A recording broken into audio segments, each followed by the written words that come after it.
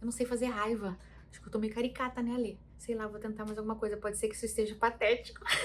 E deve estar. Ai, agora eu tenho que fazer raiva, mas eu quero rir, pera. Ó. Puta que pariu. Não consegui! E vamos de caixinha de pergunta, porque hoje o tema é amor próprio, frustração, raiva e mágoa. Bons temas, hein? Bem bons. Bora, solta a vinheta.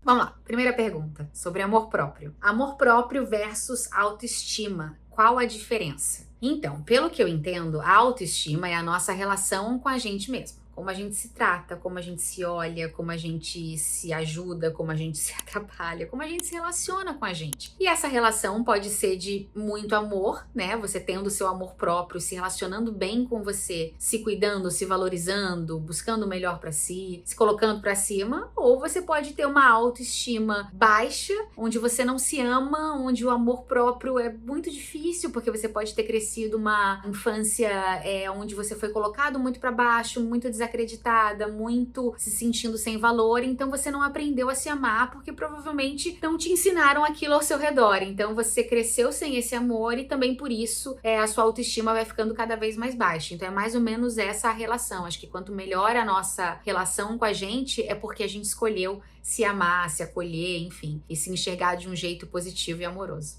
Como me amar se cresci num lar onde todos falavam muito mal de mim?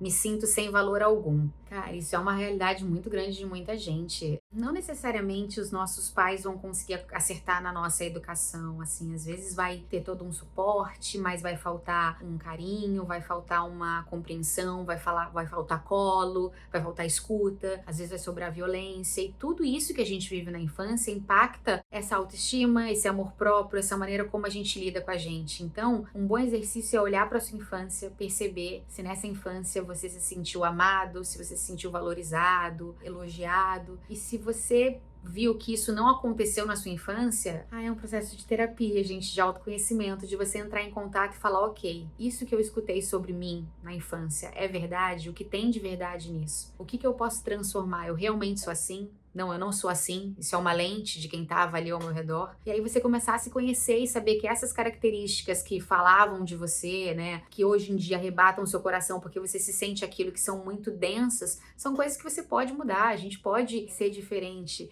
desde que a gente consiga entender por que a gente é daquele jeito. Então, essa autoestima baixa que você tem hoje, essa falta de amor próprio, sim, ela pode ter vindo da época da sua infância, sim.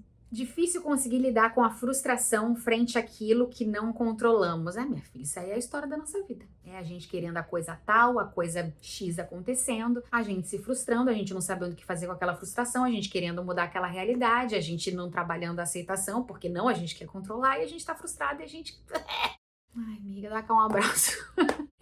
A frustração, gente, ela é completamente natural e também muito tem a ver, pelo menos que eu entendo na minha vida, é o quanto eu coloco de expectativa naquilo. Então, para eu me frustrar menos, eu comecei a esperar menos. E aí a gente pode cair naquele papo de, poxa, mas aí eu não vou esperar nada de ninguém e tudo eu vou aceitar e tudo vou dizer amém. Não, porque na prática não é tão fácil. Mas a gente vai tentando a cada situação da vida, olhando para aquela situação que te causa aquela frustração que você queria que fosse diferente, você fala, tá bom.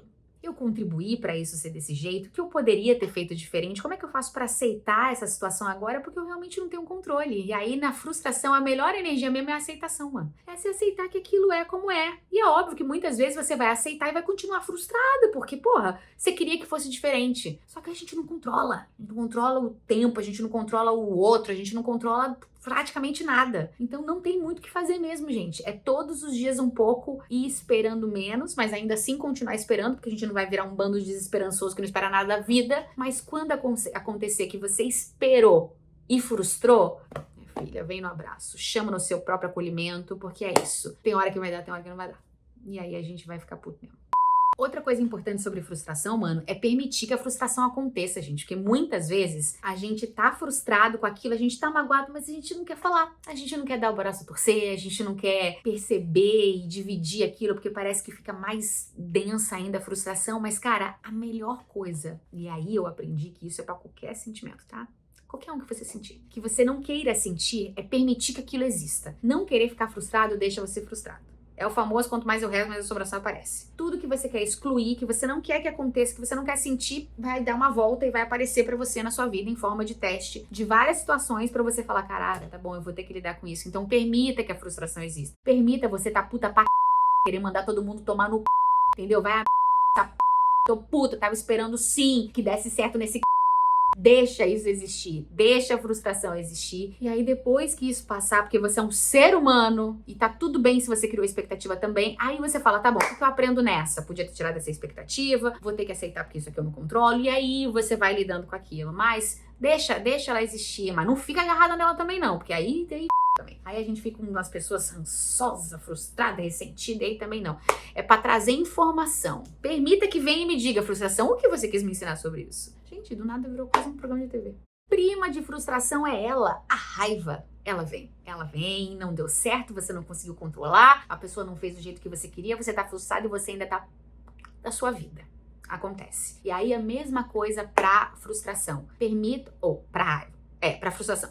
Permita que a raiva exista. Eu percebi que eu fui uma criança que eu não pude muito exibir a minha raiva, tipo, se eu tava, assim, né, insatisfeita, porque, cara, eu cresci trabalhando, então, assim, eu tinha que corresponder a determinadas expectativas, tinha que cumprir determinadas regras, e aí você lida com aquela coisa de não poder muito expressar, e aí eu virei uma adulta, daqui a pouco eu tava sonhando algumas coisas que, obviamente, levando pra análise. A analista falou, cara, isso tem uma coisa a ver com XYZ relacionada à raiva. Eu falei, olha isso dentro do nosso inconsciente. Então, por isso que é importante, permita que a sua raiva exista. Você sendo uma criança que pode expressar a sua raiva ou não, hoje você é um adulto, tá consciente dos B.O. que tu tá sentindo. Então, assim, sentimentos, bons ou ruins, têm o direito de existir, porque eles querem nos mostrar alguma coisa, ensinar alguma coisa. Tudo na minha vida, minha filha, agora é lição. Ah, quer falar o quê? É um jeito positivo de ver. Às vezes eu não quero saber também. Tô estressada com a situação, não quero aprender nenhuma agora. Eu vou aprender depois, porque agora eu tô puta. Então, a raiva, permita que ela exista. Sente essa raiva, bota pra fora. Nunca, jamais, em nenhum processo de violência com alguém. Se quiser vontade de jogar pra fora, vai no seu travesseiro, só com aquela almofada. Mas permita que essa raiva exista sim, porque ela é um sentimento genuíno. E é normal que você se sinta desse jeito, desde que você não fira ninguém com isso. Eu tenho muita raiva, sinto muita dor no maxilar e tenho bruxismo. Minha filha, essa coisa da raiva, a gente vai dormindo, vai travando, vai sonhando umas coisas, daqui a pouco acorda meio travado. Cara, o corpo tá dando sinais o tempo inteiro. Por isso que é tão importante permitir que essa raiva exista. Conversar com ela, né, no sentido de, cara, por que eu tô com tanta raiva? Porque às vezes não, na maioria das vezes, a raiva nunca é só daquela situação. É como se aquela situação te desse raiva, mas atrás dela tem várias situações muito parecidas com aquela, que te deram raiva a vida inteira, e que às vezes você não botou pra fora e você não aguenta mais ver aquilo, então ela é um ponto pra falar, cara, o que eu vou fazer diferente pra toda hora não ficar puta com essa mesma história? Então ela também tem esse lugar de ensinamento. Então se o seu corpo tá te dando sinais de tensão, de raiva, procura ajuda profissional, é óbvio, porque isso aqui realmente trava aí a dor de cabeça, dor no maxilar. É horrível, gente, é horrível. E aí você, obviamente, procurar ajuda também pra trabalhar essa raiva, entender de onde ela vem e cuidar disso, e botar isso pra fora de alguma maneira. Jamais com violência com alguém, pelo amor de Deus. A raiva, ela pode existir desde que ela não fira ninguém. E o último tema é mágoa, a tal da má água. Eu gosto dessa expressão, aprendi ela com a Max Tovar, porque pensa, a água são os nossos sentimentos. Uma má água é uma água ruim, de um sentimento ruim que fica parado ali dentro de você. Então essa mágoa no seu coração, essa má água no seu coração tá aí dentro, poluindo de alguma maneira o seu peito, o seu coração, o seu sentir. E às vezes o outro que te causou essa mágoa, vive lá a vida dele, consciente ou não, culpado ou não, a pessoa tá vivendo a vida dela. Então o que você pode fazer com essa má água, né? Como é que você pode secar essa água? O que você pode olhar dentro dela e falar, ok, por que doeu tanto isso que essa pessoa fez, né? Por que isso me machucou dessa maneira? E entender mais profundamente de onde vem essa mágoa, porque muitas vezes uma situação que a gente tá vendo, uma mágoa que aconteceu, ela só é mais uma vez uma mesma situação que parece diferente, ou pelo menos parecida, mas que é praticamente a mesma, de você passando pelos mesmos problemas, as mesmas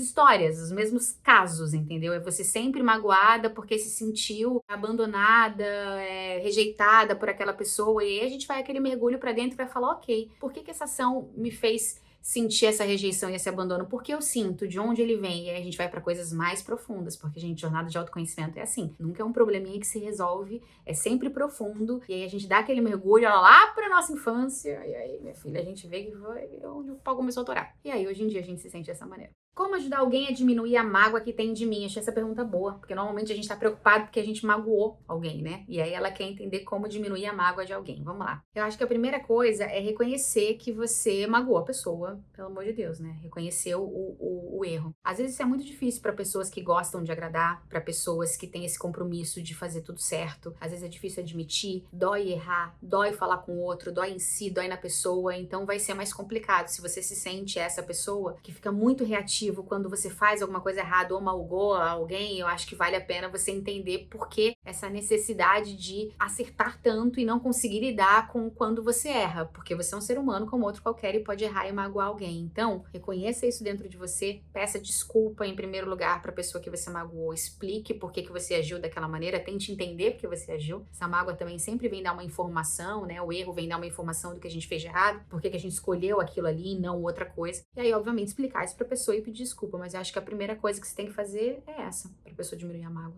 Outra coisa muito importante na hora de falar sobre como ajudar alguém que você magoou a diminuir esse sentimento por você é respeitar também o que a pessoa sente, sabe? Porque o tempo do outro é do outro. Muitas vezes a gente, nesse traço de querer agradar, a gente quer contar, quer explicar, quer pedir desculpa e quer que a pessoa fale, ai, tá ótimo, e dê um sorriso. E às vezes ela vai levar um outro tempo, muitas vezes.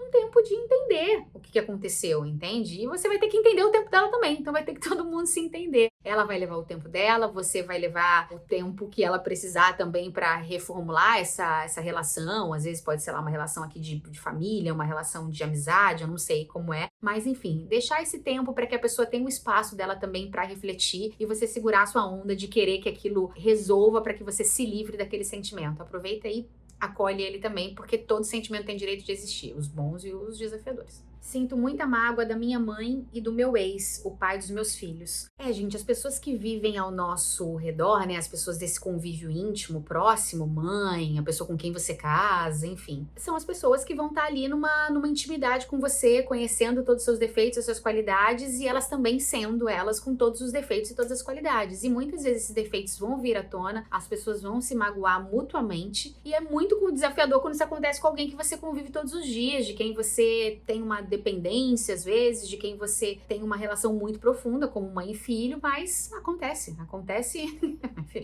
em todas as famílias. Nessa hora, vale muito a pena pegar o que você tá sentindo a respeito dessas pessoas e cuidar do que você sente, porque muitas vezes a gente tá magoado porque o outro agiu de um jeito que a gente não gostaria que ele agisse, só que é aquela coisa, o outro tá fazendo o que ele pode, o outro faz o que ele consegue, o outro às vezes tá sendo péssimo e ok, nossa, tem que aceitar tudo, concordar com tudo, não, mas é o que é, o outro vai dar o que ele tiver, vai conseguir ser o que ele quiser. Então é nessa hora pegar essa mágoa e começar a trabalhar nessa energia de ok, mas entender também que você tem todo o direito de estar frustrado e magoado por não ter sido correspondido ou por você não ter conseguido aquilo que você queria. É natural. Então é um grande processo, gente, de aceitação. Aceitar que o outro errou, aceitar que eu tô magoada, permitir que isso exista, entender por que aquilo me dói tanto, por que me fere daquele jeito. E aí, mais uma vez, gente, camada mais profunda, faz essas perguntas, leva pra terapia, ou vai tendo um diálogo interno pra você conseguir ir lá mais pra baixo, que é lá do tipo assim, nossa, por que esse assunto me magoa tanto? O que aquilo me fere tanto? O que aquilo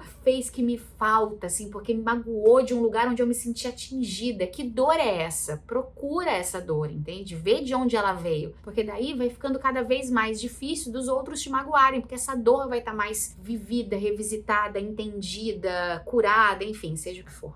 Espero que vocês tenham gostado. Tudo que eu falei são coisas que eu estudo, gosto de trocar com a minha terapeuta sobre essas situações, então também muito de como eu lido com elas na minha vida. Espero que ajude vocês e a gente se encontra no próximo vídeo. Beijo, tchau!